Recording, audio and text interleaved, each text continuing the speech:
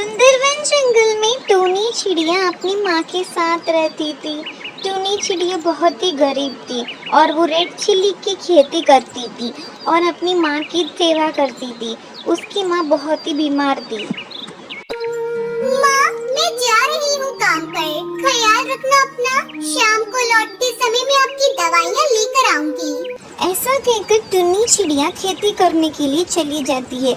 उधर जाकर वो प्लांट्स को पानी देती है और जो मिर्चियाँ रेड हो गई थी उन सबको एक थैले में पैक करके उनको बेचती है। मैडम जी, मुझे शाम को थोड़े पैसे चाहिए। माँ के लिए दवाइयाँ खरीदती है। ठीक है टुनटुनी, शाम को घर लौटने से पहले एक बार मुझे याद करना, मैं तुम्हें पैसे दे दूंगी।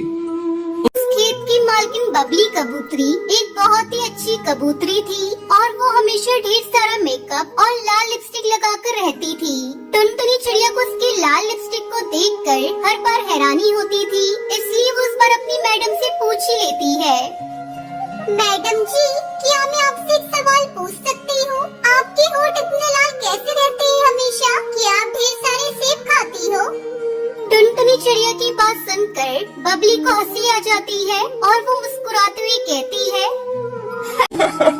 मेरे होंठ सेब खाने की वजह से लाल नहीं होते हैं, वो मैं लिपस्टिक लगाती हूँ इसलिए लाल होते हैं बेटा। ऐसा कहते हुए वो टुन्नी चिड़िया को अपने बैग से लिपस्टिक निकाल के देते हैं। इसे तुम रख लो बेटा और सिर्फ खास मौकों पर ही लगाना, ये बहुत महंगी होती है इसलिए कह रही हूँ। ठीक है मैडम जी।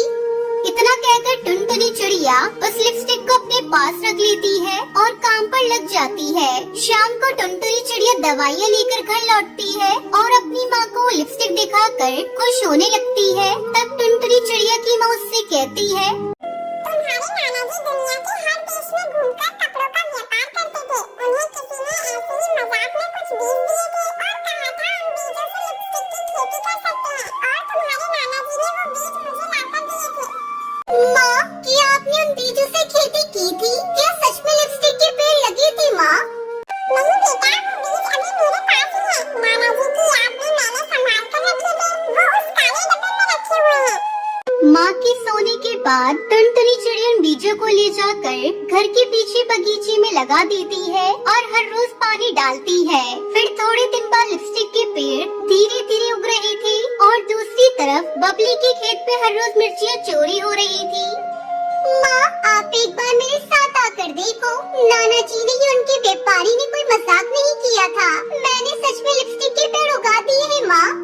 टुनटुनी चिड़िया की माँ भी वो देखकर काफी खुश होती है और टुनटुनी हर रोज एक नई लिपस्टिक लगाकर काम पर जाने लगती है। वो देखकर टुनटुनी की मैडम को उस पर शक होता है। वैसे तो मैं तुम पर बहुत भरोसा करती हूँ, लेकिन तुम हर रोज इतनी महंगी महंगी लिपस्टिक लगाकर आ रही हो तो मुझे शक हो रहा है कि वो तुम ही हो जो मिर्ची चुरा रही हो। ऐसा नहीं है मैडम जी, मैंने आपकी मिर्ची नहीं चुराई है। ये लिपस्टिक कहाँ से आई है, ये बात आपको समझाने की कोशिश भी करूँ तो आप यकीन नहीं करोगी। इसलिए आप मेरे साथ आओ, मैं आपको दिखाती हूँ। ऐसा कहते हुए टुनटुनी चिड़िया उस खेत की मालकिन को अपने साथ घर लेकर आती है और उन्हें लिपस्टिक के पेड़ों को दिखाती है। वो देखकर मालकिन हैरान हो जाती है और टुनटुनी पर शक करने के लिए उससे माफी मांगती है। मुझे माफ कर दो टुनटुनी, मैंने तुम पर शक किया। मिर्ची का चोर तो कोई और है, हम उसका पता लगा लेंगे और तुम इन लिपस्टिक का व्यापार करना चाहो तो मैं तुम्हारी पूरी मदद करूंगी। आपका बहुत बहुत शुक्रिया मैडम जी, मैं व्यापार जरूर करूंगी। ऐसा कहते हुए टुनटुनी मिर्ची की फार्मिंग बंद कर देती है और लिपस्टिक की फार्मिंग चालू कर देती है और उससे बहुत पैसे कमाती है और अपने मालकिन की भी हेल्प करती है।